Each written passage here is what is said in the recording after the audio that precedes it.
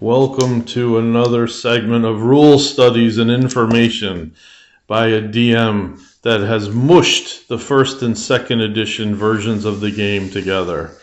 Today we're going to be talking about intelligence and how you can better use the function to your own game.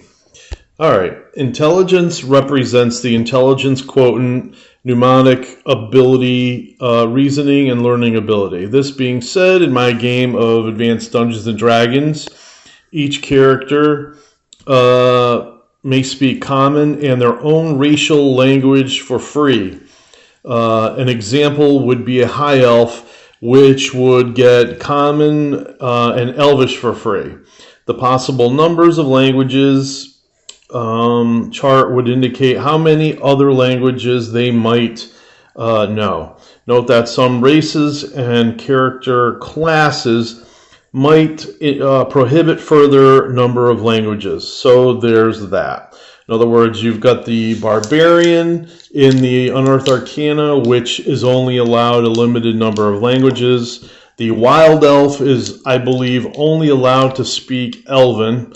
And there probably is a few more other things than that. All right, so mages, wizards, and illusionists, if they so choose, may learn a language that is far from the norm at start. Two or several languages will be rolled, and that player may learn one of the two to his choosing. There is a table in the back of the Dungeon Master's Guide, which of course doesn't have Fiend Folio and Monster Manual 2 languages in there, but I will roll on that table, and the mage character can choose to pick one of those two. So he might get something like Ogre Mage, or he might get something like Kuo Tua, something like that, and or Red Dragon. I mean, there could be a numerous amount of languages that the wizard may have had to learn by his master just to study and understand the student's intelligence. So there's that. Minimum, maximum number of spells level.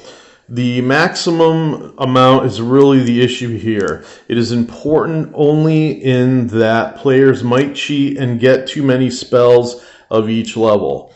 Not that they would purposely cheat, but sometimes wizards in my game find spell books or acquire enough money to go to stores and other places available to them, whether hidden or unhidden, and buy spells or spellbook pages from other wizards.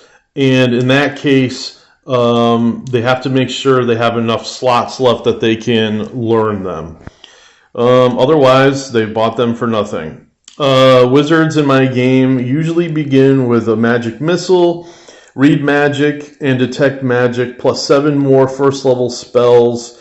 2 of these spells may be rare from other sources. 1 may be chosen at random, the other by the player. So there's not really too many high quality spells of first level. So there's that, and I think you should allow the player to get something that might improve as he levels onward. Otherwise, normal spells are fine. It also depends on the books you have. As a DM, you don't want the player to use something that you cannot look at from time to time. Intelligence continued. Oops, you're doing this wrong. We will never use traits the way we once did for they made characters way too powerful. I did not use 3rd edition traits the way they were written. However, once upon a time, I did make a big book of traits that affected characters, and if anything, I let them have too many, and the game got crazy. So it was just one of those things, we tried it out, didn't really work. And every once in a while, I'll offer them something, especially if the character seems a little lacking, but it continues to be effective. So anyway, there's that. Way too powerful. However, if there were a small chance for weaker character to get one, that would be just fine. Anyway, we do use proficiencies, and therefore proficiencies will be acquired as the second edition book. Example, Wrath, the first level fighter, has 4 weapon and 3 non-weapon proficiencies at the beginning of his character. Looking at his intelligence, we'll say he's got an 11. So he also gains +2 languages. So he actually has 5 non-weapon slots. If by some means he does acquire a trait, a small rule breaker, he must use these slots to buy it. Weapon slots are never affected by intelligence. Okay. So what I allow players to do is, say they've got a high intelligence but they're a fighter or something like that, or any class really, you can allow them to trade some of those slots in to use for proficiencies at start. Otherwise, they can save those slots and buy something further along the line.